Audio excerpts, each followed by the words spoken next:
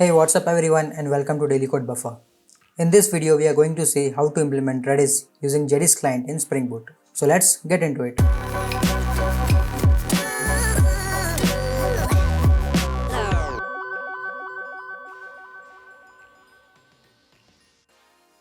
If you haven't already, please subscribe to my channel and click on the bell icon to get notified of all new videos. So let's go to the browser and go to Spring Initializer. We'll go to start.spring.io and we'll create the project. Okay, we'll be selecting Maven project, language is Java, Spring Boot version is 2.3.2. We'll give the group Daily Code Buffer. We'll give the artifact as Spring Boot Redis demo.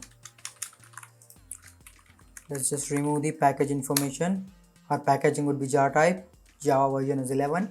Let's add the dependency. We'll be adding the Spring Web dependency. Then we'll be adding Project Lombok. Then we'll be adding Spring Data Redis Access Plus drivers. So this is all we need to create a Spring Boot project to implement Redis. So let's generate the project. Now let's fire up IntelliJ IDEA and open this project. Okay, so this is my project. Okay, you can see that we have a pom.xml file, and here we have Spring Data Redis and Spring Boot Startup Web dependency, and we have added Project Lombok dependency.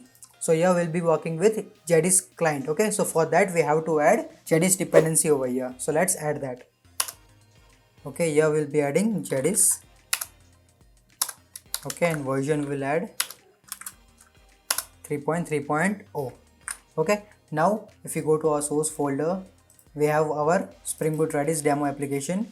Okay, one main file over here, and if you go to our application.properties, okay, this is empty. We will add server.port so that we can start on port 8081. So here what we have to do is we have to create a bunch of different files. So here we'll be creating a model, a repositories, service layer, controller layer, and a Redis configuration file.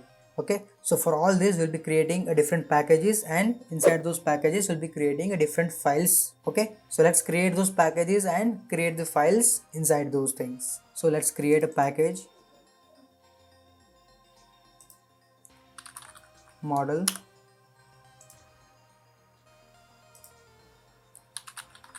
controller,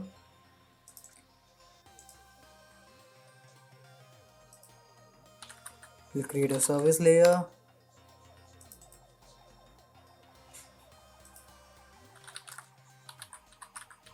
repository,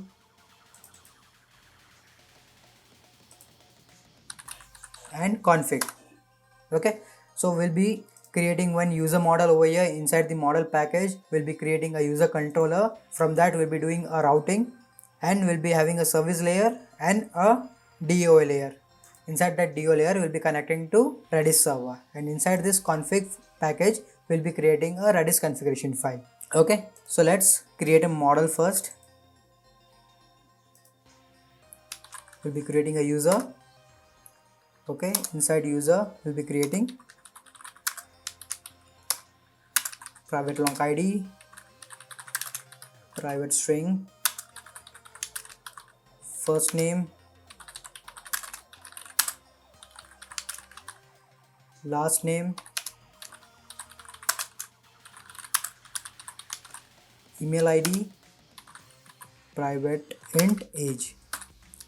Okay, so these are my properties of a user class. Let's annotate with @data using Lombok. Okay, now let's create a Redis config file. Okay,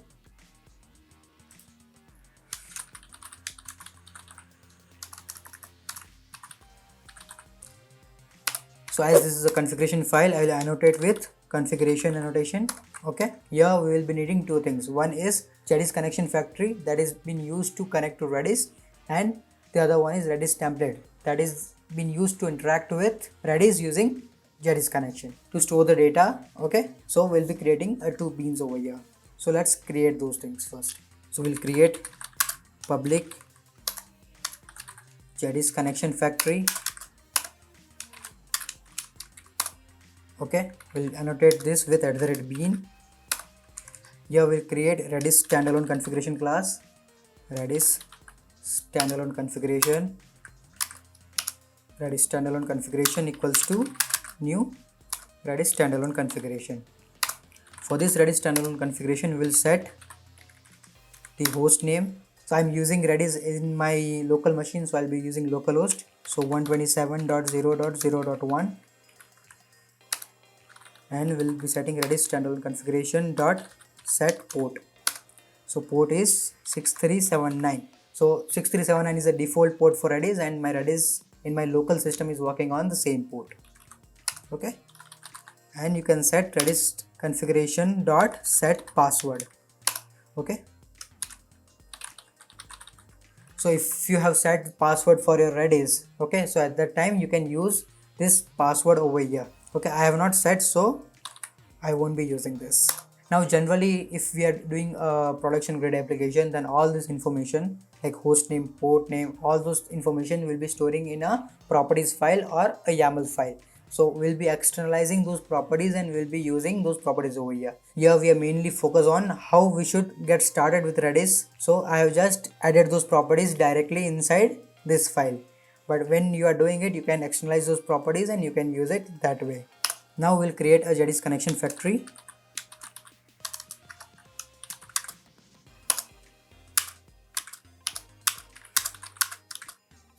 And inside this Redis connection factory, we'll be using Redis standalone configuration. Okay, so here inside this Redis connection factory, you can set different attributes over here like the connection pool size, maximum ideal timeout, and all those information over here. All those information can be set using this Redis connection factory. Okay, as we are going with the default configuration, we don't have to change anything. So we'll just return this Redis connection factory.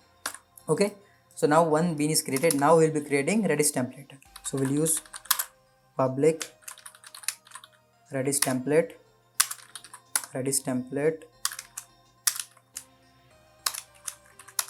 we'll annotate with @bean. Okay, and for Redis template we can define the type. Okay, what will be the key and value type? So here let's define string and object. Okay, let's create the Redis template object over here of the same type.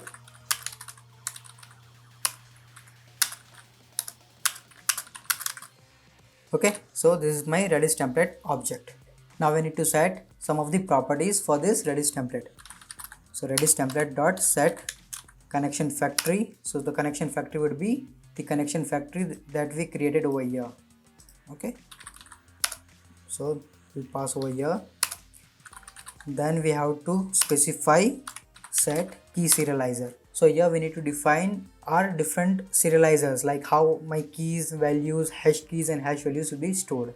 Okay, so my keys will be serialized to new string Redis serializer. Okay, then Redis template dot set hash key serializer, that will be also the same string Redis serializer. Okay, Redis template dot set hash value serializer. Here we'll be using new JDK serialization Redis serializer. Okay, and for the Redis dot set value serializer should be the same as JDK serialization Redis serializer. Now as we are using this Redis as a NoSQL database over here to store our data, we'll be enabling transaction support. Okay, set enable transaction support as true, and we'll be setting all these properties. After this, we'll return Redis template. Okay, so here our Redis connection factory and Redis template is created. You can see our model is created. Now we have to create our controller, service and repository layer. So let's create a controller. Use a controller. I'll annotate with @rest controller. We'll create a service. New class. We'll create an interface as user service, and we'll create the service implementation. User service IMPL. Okay, and this will implement user service. This is my service, so I'll annotate with @service annotation. Okay, Now let's create repositories. We'll create a new class as an interface and we'll tell this as a user DAO. Okay, then we'll create a user DAO implementation.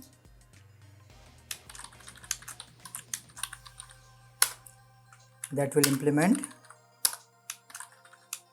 user DAO, and I will annotate this with @repository. So all the files are created. So now let's add the code to save the user to Redis. So we'll go to user controller. Okay, and here I will take the object of a service, private user service as a user service, and I'll annotate with @autowired. Okay, now let's create the method public response entity of type string, save user. Okay, I'll annotate with @post mapping and URL would be /user. Okay, and I'll be taking request body, and that request body would be user object. Okay, now let's create a method over here, boolean result equals to user service dot save user, and we'll be passing user to this method. Okay, now we don't have any save user inside our user service or user service implementation, so we have to create that. Okay, so just get the cursor over here onto that method and press Alt or enter. So you can see that the option will be open, and then you can see that there is option to create a method save user in user service. Okay, so just hit enter and that method declaration is been added. Okay, inside your user service. Now you can go to your user service MPL and you can see there is an error over here. Again hit Alt enter and you can see that there are methods that has to be implemented, which is defined in user service. So hit implement methods. This is the method that is been declared and we have not implemented, so we will implement it. Okay, now inside this service we have to call our DAO layer. So we will declare private user DAO and we'll annotate with @autowired.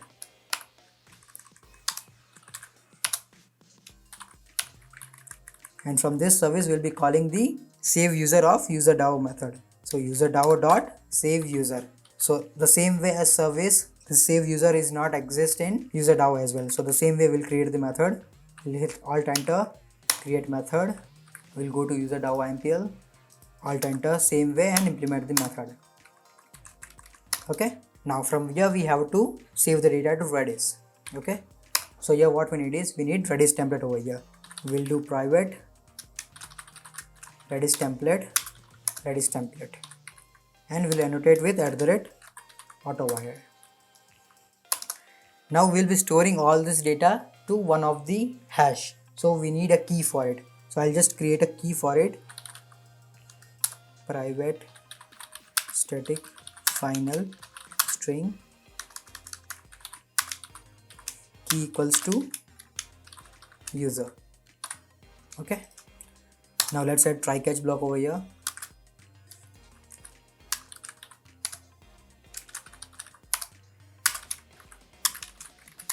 I'll just print the exception just for now, and if any error will return false. Okay, and if successful will return true. And here we need to save the data, so we'll be using Redis hash operation over here to save our users. So we'll be using Redis template dot ops for hash, okay, dot put method. So put method is to save the data to Redis hash. So in this put we need to pass the hash key over there, and we need to pass the key of the object which we are storing inside that hash.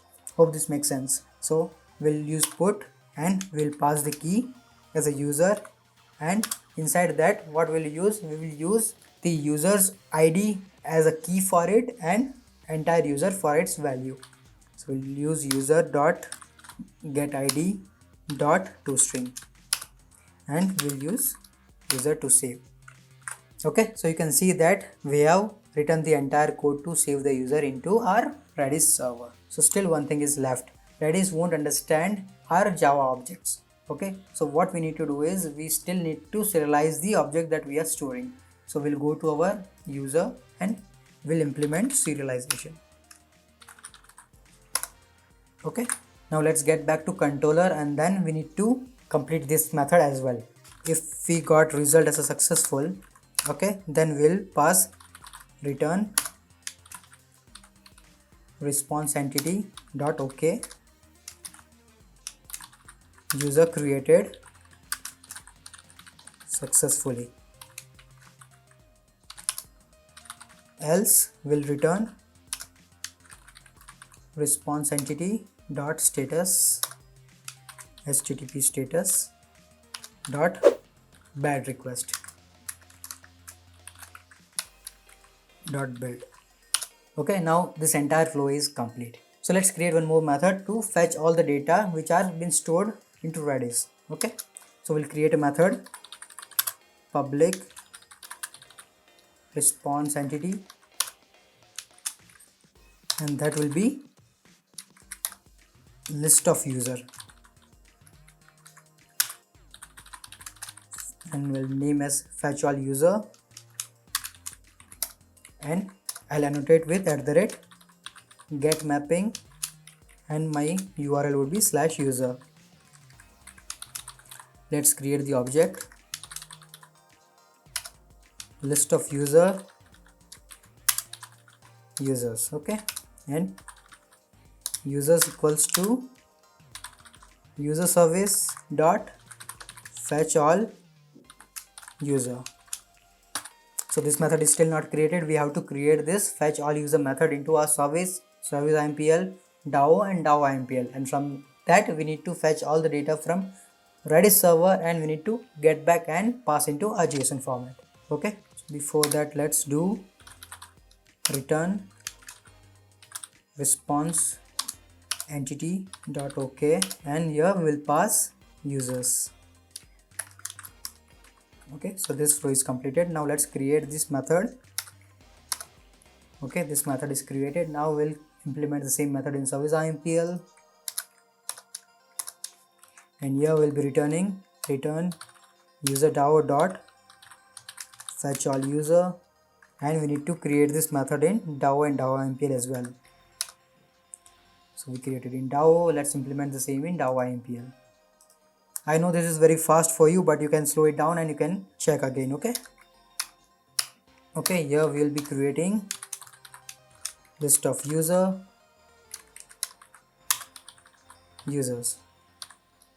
and users would be users equals to Redis template dot ops for hash dot values. So all the values stored for this particular key will be sent back as a list of users, and will be returning this users. Okay, so we just created two methods to save the user and get all the users stored into Redis. Now before we start our application, we have to start Redis server as well. If you don't know how to install Redis server and you don't know how to interact with Redis CLI, then I have created an entire course for it. I'll add the links into the description below, and you can check that out, that entire course for Redis. Okay, so first let's start the Redis. I'll go to my command prompt, and then I'll start Redis server. Okay, you can see that my Redis server has started. It's running on localhost and the port is 6379. Now you can see that our entire application, okay, all the files, Redis config, Redis controller and everything. Now one more thing, okay, if you go to Redis config, okay, one thing we have to enable is caching. Okay, that's it. This is all the configuration that we need. Now let's run this application. We'll go to our main class and run this. So you can see that our application is started, and it started on port 8081. Now to test this, we have to go to Postman. So let's fire up Postman. Okay, Now we have to add this user, right? Okay, let's add the request over here. So it will be localhost 8081 and the URL is /user, right? The way we defined over here, /user. And we need to pass the user object inside our request. So we have to add all this information over here. Okay, so we'll go to post, we'll go to params, body, raw and as JSON. Okay, we'll add the JSON over here, IDS1,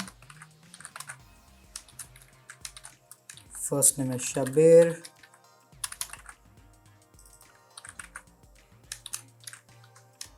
last name is Dawoodi. I'll add the email ID over here,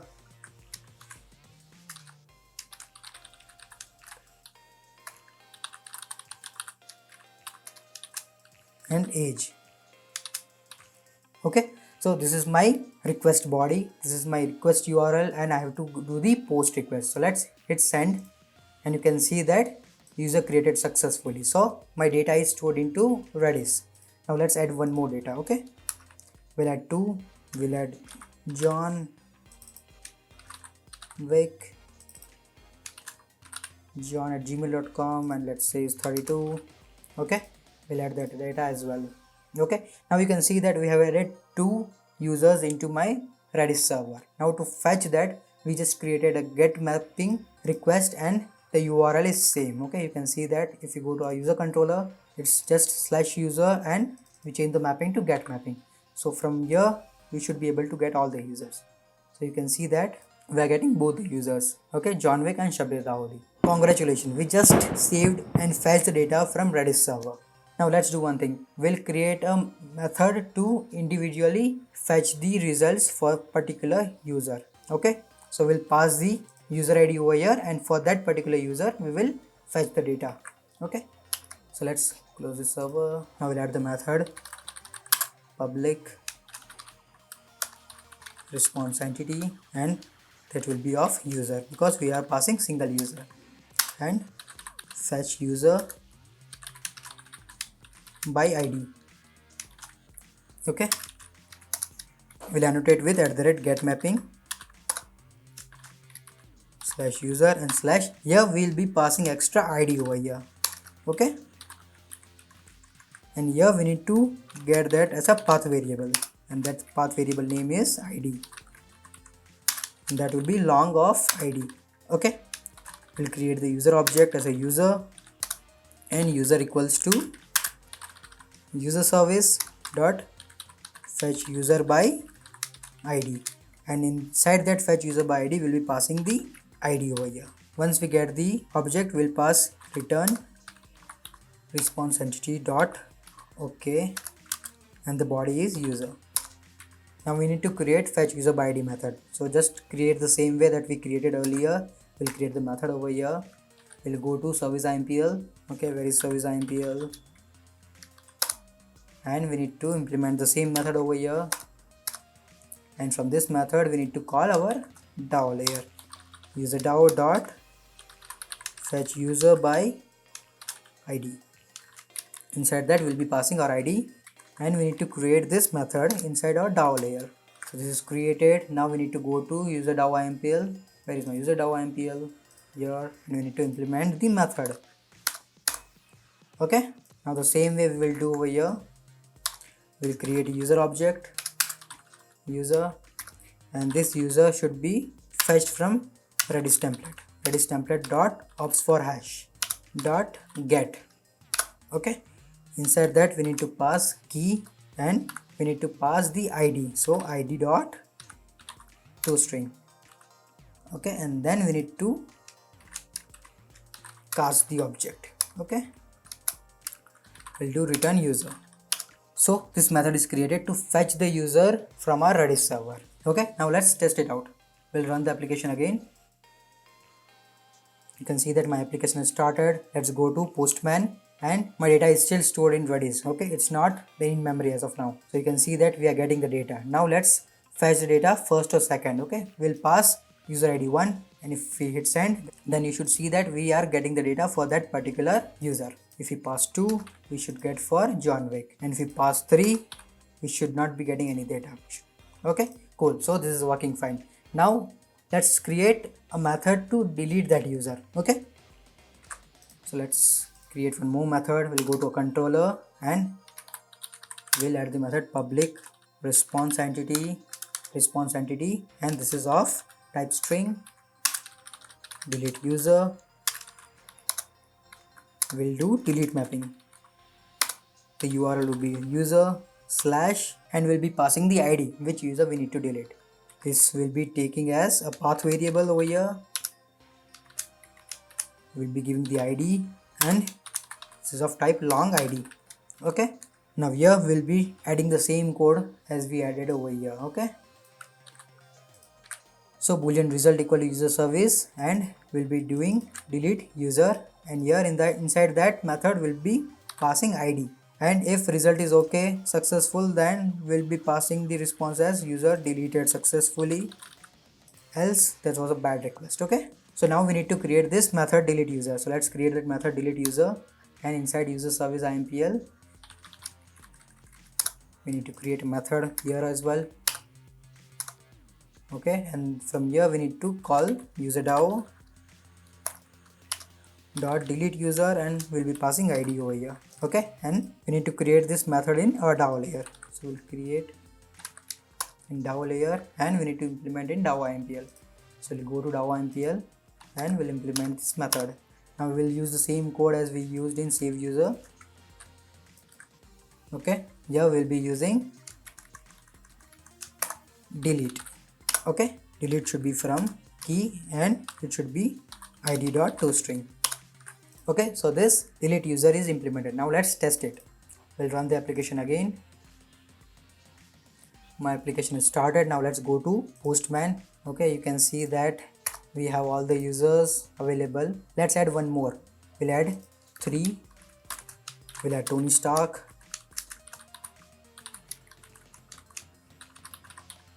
And we'll change the method to post. Okay, user created successfully. Let's get all the users. Okay, now let's delete Shabir. Okay, so we'll pass the user ID 1 over here and we'll change the method type to delete. Send. You can see that user deleted successfully. Okay, now let's check all the users again.